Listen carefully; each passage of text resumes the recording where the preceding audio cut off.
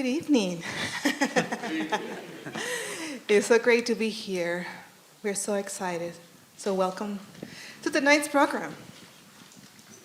Applauded by the Washington Post as the perfect encapsulation of today's trends in chamber music, and by the New Yorker as independent-minded, multi-Grammy-nominated PUBLIQuartet is an improvising string quartet whose repertoire blends genres and highlights American multiculturalism. PUBLIQuartet rose in the music scene as the winner of the 2013 Concert Artists Guild New Music, New Places Award, and in 2019 garnered Chamber Music America's prestigious Visionary Award for outstanding and innovative approaches to contemporary classical, jazz, and world chamber music. PUBLIQuartet's gender-binding programs range from newly commissioned pieces to reimagination of classical works featuring open-floor improvisations that expanded the techniques and aesthetics of the traditional string quartet. I hope so. And tonight we have Curtis Stewart, Ruben Rengel, and Ruben is kindly filling in for Janina, who is in medical leave. So thank you, Ruben. And Nick Revel in viola, and Hamilton Berry in cello. Described by the New Yorker Times as a social conscience multimedia collaborator, system builder, rhapsodist, historical thinker, and multicultural getaway, composer pianist Vijay Iyer has earned a place as one of the leading music makers of his generation. His honors include MacArthur Fellowship, a Doris Duke Performing Artist Award, a United States Artist Fellowship, 3 Grammy nominations, and the Albert Award in the Arts. His newest album, Compassion, features his acclaimed trio with drummers Tishon Sori and bassist Linda May Hano. His last expansive collaboration with Harush Havad and Shafat Ismaili, Love in Exile, received 2 Grammy nominations and was named among the best albums of the year in Pickford and New York Times. Welcome, Vijay.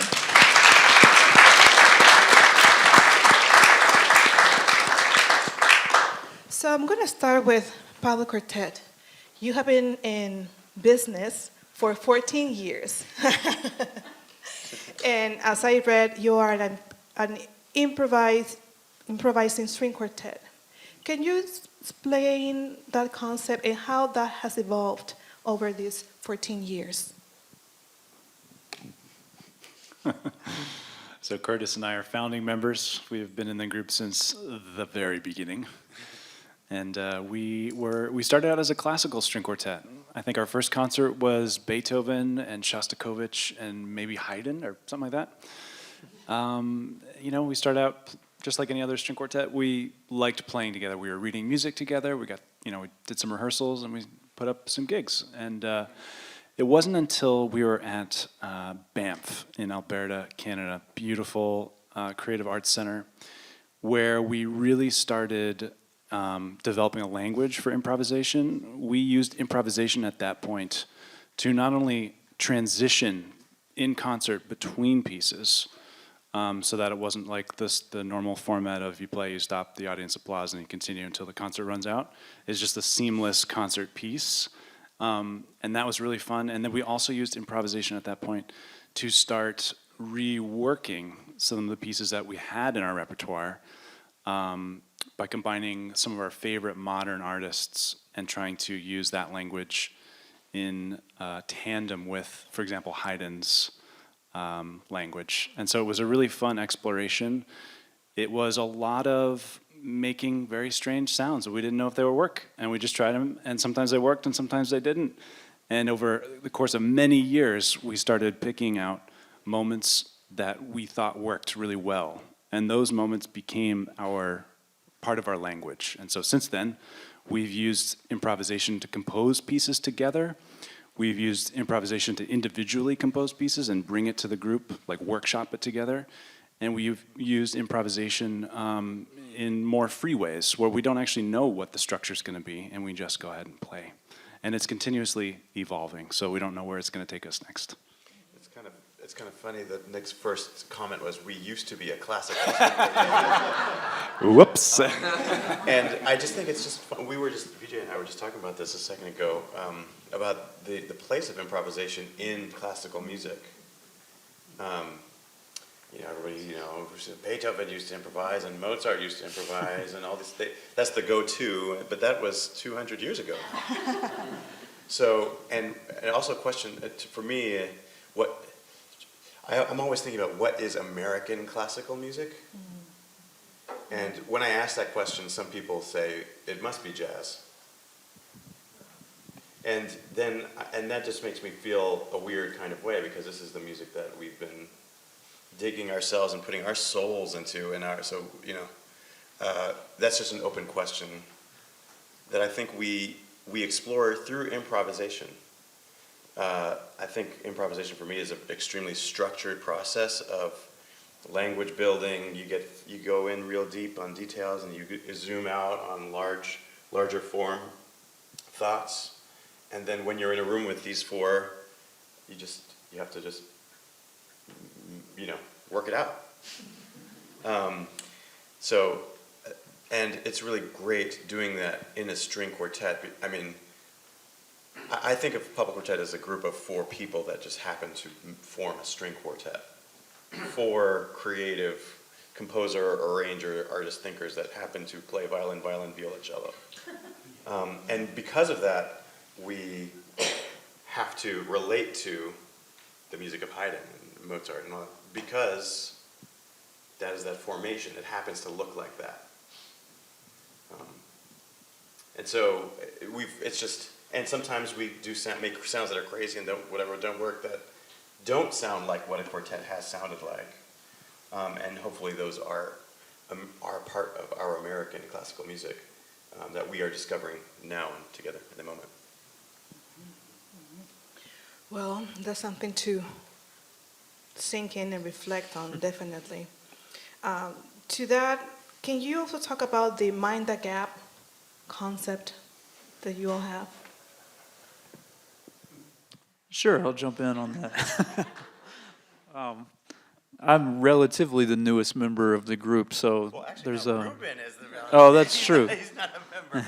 Newest one on the stage. That's true. I can't say that anymore. But the Mind the Gaps had a whole life before I joined the quartet about 5 years ago. And so correct me if I'm getting the story wrong, guys, but I think in the early years, Mind the Gap was sort of about using improvisation to connect two different composers, right? There was like a Charlie Parker, Debussy one, or a Stravinsky, Monk. And the gap, improvisation was a way of being aware of the gap, but also navigating the gap between two artistic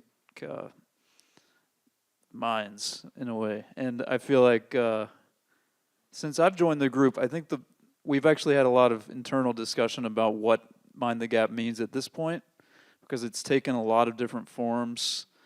But I guess for me, at this point, it still centers improvisation in terms of improvisation is helping us weave connections between different pieces of music. So on tonight's program, you'll hear a piece that Janina, who's not here, unfortunately, brought to the group, inspired by an Ida Cox song called "Wild Women Don't Get the Blues," and Janina brilliantly brought in these four works by Tina Turner, Betty Davis, Alice Coltrane, and Ida Cox, and was like, let's weave these together in our own way. And so we call that a Mind the Gap. It's maybe a little different from the original form of Mind the Gap, but I think the idea is sort of improvisation as a way of navigating and weaving together different works. Yeah. Speaking of your trajectory and all these years, I'm curious to know, how did you start collaborating with Vijay? We've been hunting him down for the last decade. I'm like, he's one of my musical heroes, honestly. And you know, I remember going to see you at the Jazz Standard. I came to like a Village Vanguard show. I was just blown away. I mean, these are some of the richest musical experiences I've had watching, and I don't think of it as jazz. I don't think of it as a genre, in terms of genre. I remember I saw the Berlin Philharmonic November 2022 or something, and then a week later I went to see your trio at the Vanguard. I was like, these are two equal. And I don't mean that because, I just mean that in terms of the scope. Like, you know, the Berlin Phil, they really make music. They lean into each other and they really make music. They're not worried about being together in time and tune. I mean, they sound in time and tune, all that stuff too, but they're really just all about music. And so I mean, this is like a dream come true. And so we're doing this, and we're also playing the first piece you'll hear on the program at the New York City Ballet for the next week. We had been doing it for a week, and we're going to do it again. So this is really cool. It's a cool time. I mean, I should say also, I mean, thank you. What awakened me to this group is that the two violinists, Janina, who's not here, and Curtis, I know both of their dads, who are both, in fact, incredible and renowned creative improviser composers from the Black American tradition. Bob Stewart is Curtis Stewart's father. He's one of the great tuba players. He's on hundreds and maybe 1,000 records, I don't know. Really one of the pivotal brass players of the last 50 years. And Janina's father I actually played with in the early 2000s with Roscoe Mitchell. Janina's father is Spencer Bearfield, a guitarist who, those of you who know the early output of Roscoe Mitchell, know that name, and that's the guy. It was already noteworthy to me that there were not just two like progeny of musicians like that, but people who were like had hardcore classical training, Juilliard and whatnot, but had grown up immersed in the creative music tradition of America, which is, as Julius Hemphill famously said, as wide as all outdoors. And so what I've found about their particular approach to music making is that it's really informed. You know, it's not just like, hey, let's just play whatever. It's actually multiple traditions are informing the musical language, and especially even hearing him talking about it as language building. You know, that's the creative music tradition that I know. One of the previous times that I played here was with the great Wadada Leo Smith, who's yes, you know, and he's one of the giants of creative music. In fact, maybe is one of the originators of that very phrase as a kind of way of pushing against the J word, let's call it, and maybe offering a more enlightened perspective on it, one that's basically situates each artist as a composer first, right? And I think when we talk about classical music, we're talking about stuff that you find in the library and in the archives, stuff that was written down that has a tradition of pedagogy around how to play it, right? We don't often talk about that music from the perspective of the composers, but actually most of those composers were players too, and many of them did both. Not just the Bach, Mozart, Beethoven folks, but also Bartók and Messiaen and Shostakovich. It's very much an alive tradition, right? It's something that was meant to be alive. I was thinking actually about there's the famous violinist George Bridgetower who actually premiered with Beethoven the so-called Kreutzer Sonata, which was originally not the Kreutzer Sonata, but a violin piano piece dedicated to George Bridgetower. And reportedly on the premiere of that piece, Bridge Tower improvised, meaning he made some choices in the moment based on what he was reading that were structural and that were creative. He responded to the notation with creative choices that were also compositional. And in the lore about that piece, Beethoven jumped up and gave him a big hug in the middle of the piece because of what he did. So, in other words, like that's the tradition, is like actually flipping what's on the page and bringing it to life in a new way. And so I've found that this group really embodies that tradition, to make a long story longer. And speaking of that, how do you, as a pianist-composer, approach improvisation in your pieces? It varies depending on who it's for, you know. Material I write for my trio that he was talking about so generously is very skeletal in nature. It's like, basically we approach it as theme and variations, but we create the variations, so there'll be themes. And that theme might have a lot of layers to it, like it might have a lot of detail in the drum parts, for example, which often when you see so-called jazz notation, there's no drum part or something, or it's just a bunch of hash marks or something. This is more like there's rhythmic information in there. And so it's often scored, but it's a very compact score. It's a few bars or maybe a page of material that we can all kind of commit to memory and then work with it, you know, and start building from it. It's kind of like a lead sheet, but maybe a little more elaborate than a lead sheet.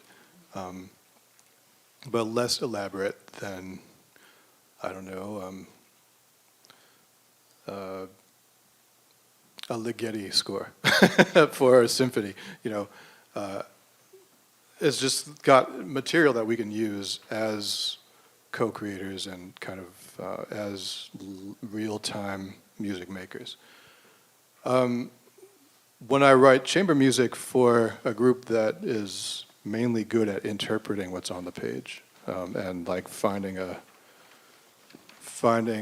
approach that's musical to what they see in front of them without really extrapolating beyond it, then it's like maybe some of what I do as a creative music maker, as an improviser, might find its way into the logic of the piece, you know.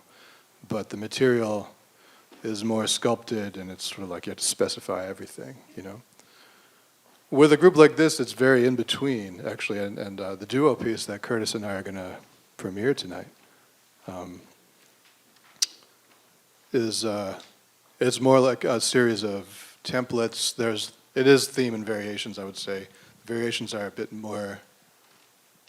So basically, I could rely on him the way I rely on my bandmates, you know, to build the music beyond what's on the page. And the quintet material we're doing is somewhere in between. It has some moments where individual players get to step out, and also I'd say that the material that is on the page is kind of, I won't say indeterminate in the cage sets, but it's under-specified in terms of how do you play it, you know, which is to say that what they choose about how to play what's on the page is very real time. It's very much responding to what's happening. And so it's sort of, I guess I use all of these different methods. And then lastly, like one of the album that you mentioned when kindly reading my bio, this album called Love in Exile, that project that we then toured and played, I don't know, 50 or 60 concerts last year, we have no repertoire. It's all process. And Aruj Aftab, the vocalist, came up really brilliantly with this phrase that I think we should use for that process. She called it live composing, which puts pressure on the word composing, but it's not false, you know, because what we're doing is creating structure. You know, it may seem like it's coming out of nowhere, but it turns into a song. And that is the kind of specific alchemy that was possible with that band. And sometimes you find collaborators who can do that with you. And going back to the commission that you're premiering tonight, The Pressure, what was the process? Did you show Curtis some music as you were composing it? How was the process about that piece? Yeah. Well, I remember when we were actually rehearsing the quintet stuff a couple months ago. It was probably back in February or something. I said, well, maybe we can take some time and create some spontaneous duets after that rehearsal. And I remember these guys stuck around to watch. We were like, what's going to happen now? And I remember really feeling at home playing, basically creating music with Curtis. It felt, like I said, like that lineage that he carries with him, and that the music and the aesthetics that he grew up around really speak through him. And so it felt like we could. So then I was like, okay, all right, there's plenty of options here. I don't have to like make another Kreutzer sonata. I can actually, I can trust that we can go on a journey together in performance. And so what I will write down will support that. That's basically the point. And so I learned early on that would be possible. And then over the course of the last couple months, we pulled this thing together, and very much so in the last few days or a few hours or whatever. And how was the process for you, Curtis? For me, it was like a series of increasingly more and more difficult tests. So we rehearsed and we were like, oh my God, this is so cool. And then, right. And then quartet's sitting there looking at me like, what you gonna play? And, just kidding. Yeah, we played freely, and I actually really, so I work with a lot of composers, and I work in this quartet setting as well as in an orchestral setting, and so I actually love that as a first step. If I'm a composer and I'm watching two players and you just ask them to improvise, wouldn't that be a beautiful way to write for them? Mm. In fact, that is how I treat writing for quartet. Normally I'll bring in like 3 or 4 little sketches, and then we improvise on those. And then I pick the coolest things that I hear that we do, because it's almost like tailoring. You're tailoring the music for those people as opposed to forcing them to fit into a box that's in your mind. So I was feeling Vijay doing that for me. One of the things that comes up often when I approach a piece of music that way as a composer is a kind of archival pressure. Like, well, how will this be played later by somebody else after you're dead? I'm like, that would be great if that happened. I hope that. I don't know. But I was thinking about that too. But it's also after he kills me. Yes, Vijay Iyer. 2 may enter, 1 may. Yes. Yeah. Yes. Mysterious disappearance of composer. No, I often approach it like, well, I'm making music for today, and I kind of don't care what happens tomorrow. But then tomorrow comes, I'm like, oh, what was I thinking about yesterday? What was that? Even today when we were rehearsing, I was like, what did we say last rehearsal about how this is going to go? So it does, especially certain details start to escape you.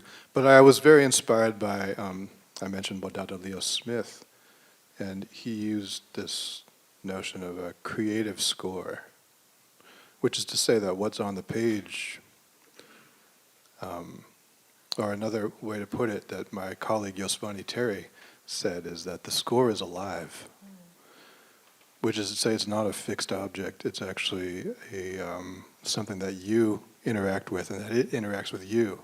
It brings something out of you. You bring something out of it, and what happens in that moment is unique to that moment. And so I also respect that can be a way that something can live in the archive. you know.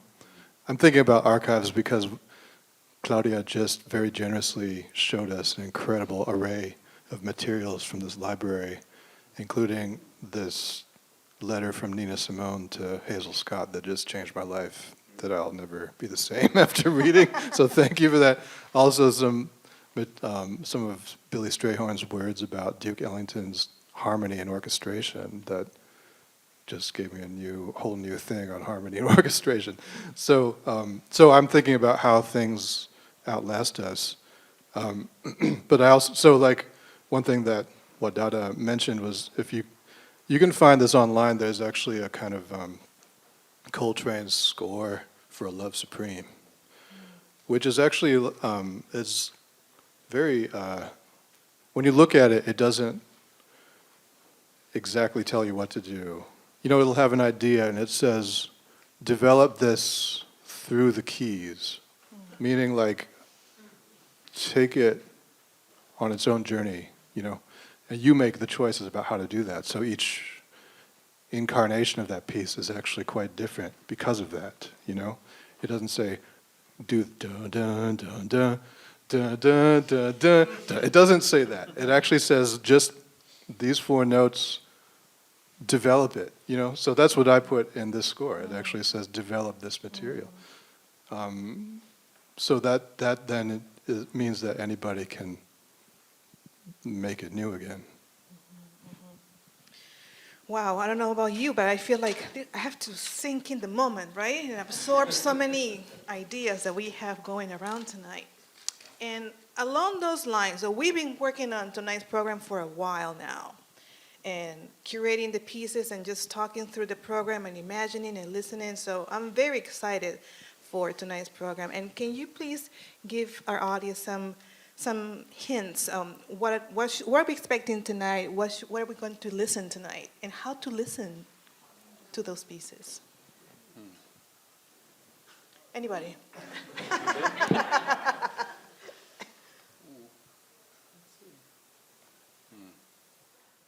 You got me stuck on the how to listen to it. Okay, let's erase that. What are we expecting tonight? Well, we've got some music for you tonight. Some lovely music. It's American music, as Curtis was talking about earlier. Works that don't often appear in the string quartet setting. And so we've arranged them through improvisation and group composition in a way that we feel fits both worlds, the quartet world and this American music. Hamilton mentioned already this piece that we call Wild Women. There's, of course, a string quartet by Vijay at the top of the program, inspired by, one of his musical heroes and all of our musical heroes, James Brown. Another sort of sound world you don't often hear paired with string quartet. We've got some pieces that were commissioned by the Kronos Quartet for their 50th anniversary, which just happened last year. We were able to be a part of that, which was really special. So we took on maybe 5 works for that. And we've just heard that those works are going to be incorporated here at the Library of Congress, which is super exciting. And as how to listen to it, I don't think there's a right way. I think you can notice for yourself if you've got ideas of what a string quartet should be, and just check those with what you're hearing and see. It's kind of a fun game to see, like, oh, I thought it was going to be like this, but it's actually like this, and maybe that's okay. If I could, if I could just add, I feel like one way of just thinking about all this stuff is kind of, where does composition end, written composition end, and improvisation begin? I think we're constantly, as a quartet, we're sort of on that line of trying to improvise in a very compositional and intentional way, to the point that it becomes unclear sometimes, like where the written page structure bleeds into the improvised structure. So I think that's what we're always trying to do. So yeah, I think these pieces do that in different ways. So it's fun to try to do that within each world of the different pieces we're playing.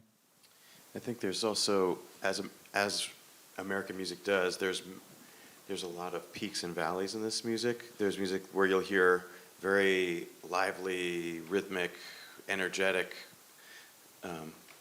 sounds from multiple cultural backgrounds.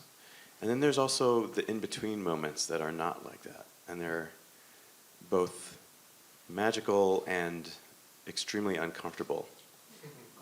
And I think for me, it's those uncomfortable moments. It's just like things that we don't know what it is yet. And I think that not necessarily the players don't know what they're doing yet, but we don't know what we are hearing. We can't put a word onto the sound yet. And I think that is exactly that's what we're looking for all the time. Because, I don't know, that's where something real music lies. That's where real music lies. So I encourage you to seek the uncomfortable. Actually, speaking of Roscoe Mitchell, he's an amazing, I love what you said, live composition as opposed to free improvisation. That's really interesting. But we were doing, I think, what some might call a free improvisation or extemporaneous composition or whatever you want to call it. And he said, we were rehearsing, and we always talk about what does it mean, as a quartet, what does it mean to rehearse free improvisation? To be free and still sound good enough, quote unquote. Or to be free and still sound like something, or nothing that is worth listening to. One thing he said that we thought was really interesting is one, that silence is perfect, and that to remain unfamiliar as we're rehearsing, to remain unfamiliar. And I think that's something that we don't always, when we're rehearsing, it's almost like we're trying to do the opposite. We're trying to get really familiar. So, anyway. I was remembering another time that I got to play here was with Brentano Quartet.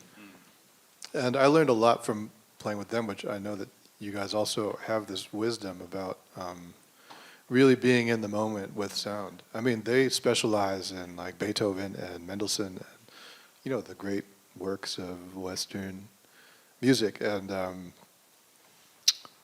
And yet it feels as alive in every moment as anything that we're talking about that is like materially a leap into the unknown. It really feels like you actually, I mean, because I got to play with them and play some of my music with them, and they're so in the moment with sound that every moment feels new and feels like a discovery. And I think that's just true about the best music, no matter how preordained it is, is that when you get to the moment of performance, you remain alive to it, and it greets you in new ways every time. Well, I'm sure that you, just like me, have so much to just reflect on and absorb from this conversation. And unfortunately, we ran out of time, so there's no time for questions. Well, we have a concert, right? So I invite you to stay in your seats. And before we do that, please give them a round of applause.